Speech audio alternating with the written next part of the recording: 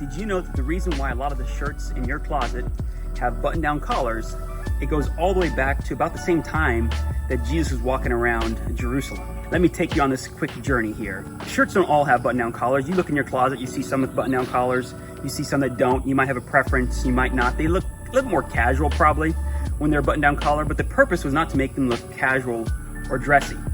They actually had function at one point in time. So there's a guy named John Brooks from the Brooks Brothers family who was on a trip to England in the late 1800s and saw that the British there playing this sport called polo on horsebacks with their sticks, they hit the ball.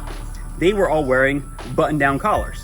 And he thought, hey, that looks kind of nice. The reason they were doing it was to help kind of keep their collar under control rather than kind of coming up and hitting them in their face or something like that, which makes me wonder, like, how big were these guys' collars and how floppy were they that they were like injuring themselves with a collar to the point where they thought, nah, unacceptable, gotta button them down. But anyhow, he liked it, brought it back to the United States to his father's company, and they started the original polo shirt.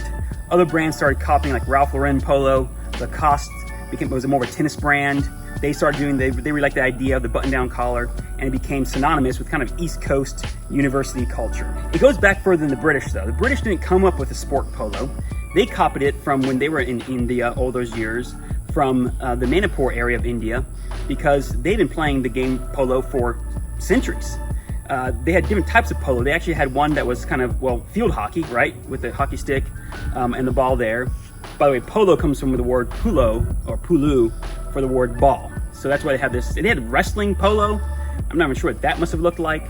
But around 80-33, they took the version from just on the ground and put it on a horseback and came up with a modern day polo. And again, 80-33 was about the time that Jesus was walking around Jerusalem. What I was really curious about is, does it actually work?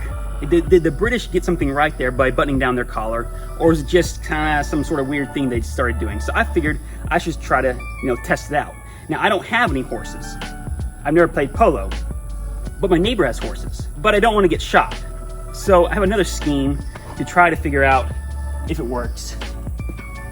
Pogo. So I want to kind of focus in right here and see if the collar starts to become like a hazard or if it's kind of blown out of proportion. All right, give it a shot.